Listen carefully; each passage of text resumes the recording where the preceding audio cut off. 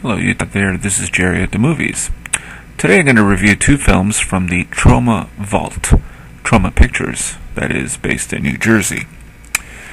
They will include Class-of-Nuke Em High Part-II, Subhumanoid-Meltdown, and the Toxic-Avenger-Part-II, two sequels from Troma Pictures. Now, some horror comedies get confused with Tone, John Landis' An American Werewolf in London, and Innocent Blood, also by Landis, focused more on blood and gore than humor, and took the gore seriously, which is a death knell in horror comedies. Class-of-Nuke Em High Part 2 isn't confused at all. It is equal parts tongue-in-cheek, gory horror mixed with subversive humor. A good film of its type, and not nearly as horrendous as other critics have found it. It is what it is, and either you're with it or you'll hate it afterwards.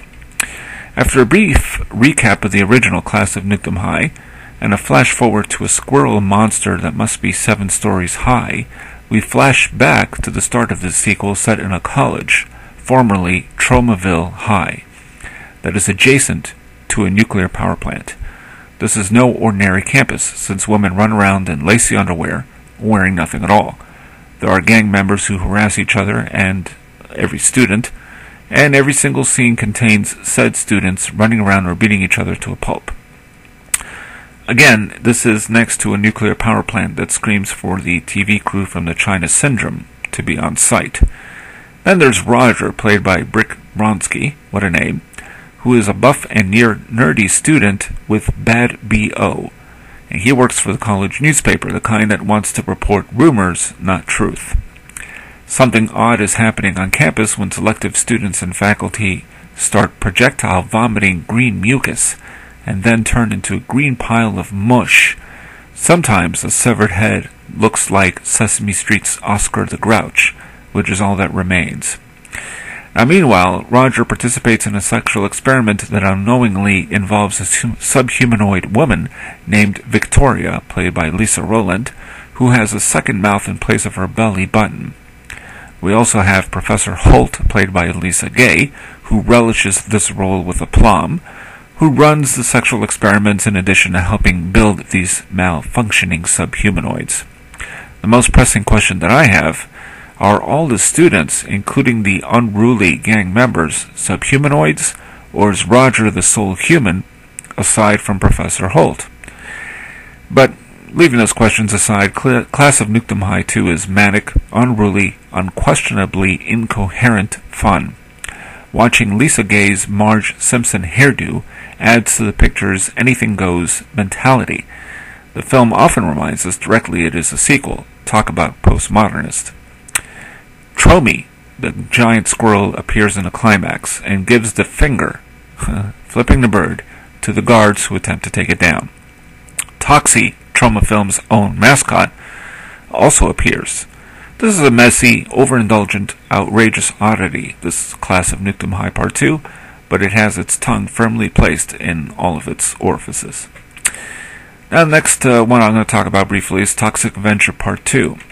Now, going back a few years ago, well, more than a few years ago now, I guess it's about 20 years ago, I had canvassed for a Princeton, New Jersey environmental agency, and the idea was to promote the negative effects of air pollution around certain neighborhoods door to door. One neighbor told us there is nothing but toxic waste everywhere. So when I think of New Jersey, having lived there for a good 10 years, I think of toxic waste. I also lived in New Mexico, not terribly far from Los Alamos, where certain nuclear bomb tests were conducted years earlier. Anyway, when it comes to toxic waste in a comic book style, nothing beats the Toxic Avenger, a cult classic from Troma Productions that became a big enough hit to feature their own mascot for their company, Toxie himself. Now, Toxic Avenger 2 is not nearly as much gory, clever fun as the original, but it has enough toxicity, if I can say that, in its humor and horror to give it a pass.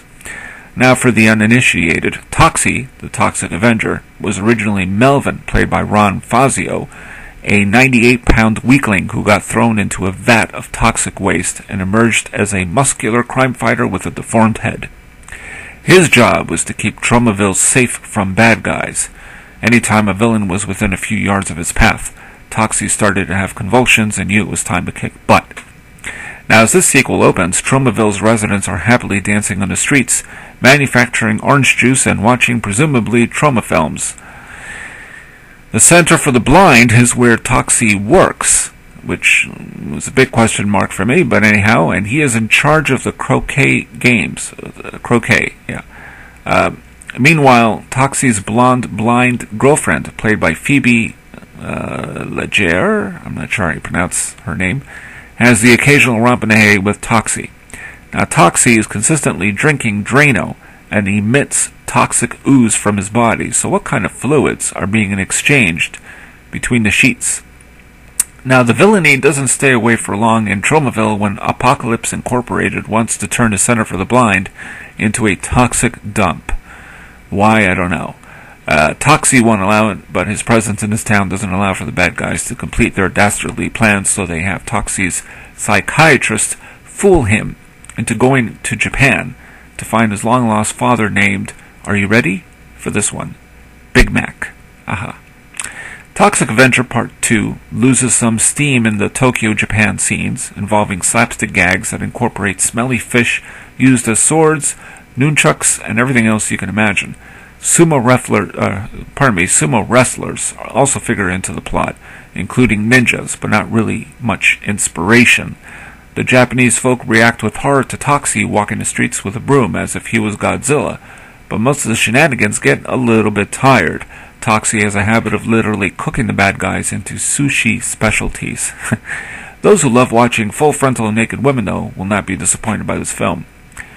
When Toxic Avenger Part II returns to New Jersey in the climax, it feels revved up and actually comes closest to the manic inspiration of its opening 30 minutes.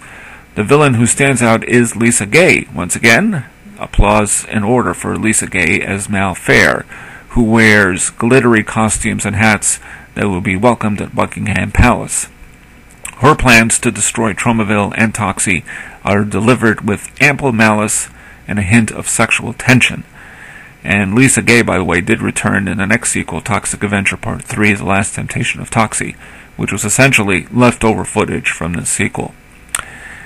Also worth noting is Rick Collins as the Apocalypse Incorporated chairman who seethes with just enough comic timing to make one wish the film gave these actors more screen time. This sequel is average fare for Troma Pictures and fittingly funny enough where it doesn't greatly disappoint. There's a great line about David Mamet, the writer and director. But that's for you to find out when you see it. As they say in the film, if Tromaville had been destroyed, there would be no Toxic Avenger Part 3. So I say leave Toxie in New Jersey, our toxic waste capital, where he belongs. It just doesn't have the same sting with that New Jersey swing. So there you have it. Toxic Avenger Part 2 and Class-of-Nuke Em High Part 2. Yeah, worth seeing if you're just like a little bit of fun and games with some subversive humor. I would say an even better choice is Class-of-Nuke Em High Part 2. And the original film too. But these two films star Lisa Gaye, who is really quite remarkable in both of them. She just, you could tell she enjoys these roles. She plays these roles and you could tell she enjoys playing them. And worth seeing, both of these. But Class-of-Nuke Em High Part 2 is really the subversive one. That really is a picture where just about anything goes. If you like the show, by the way, Children's Hospital, I think you would admire the humor in Class-of-Nuke Em High Part 2 in particular. And that's it for now. So this is Jerry the Movies, signing off.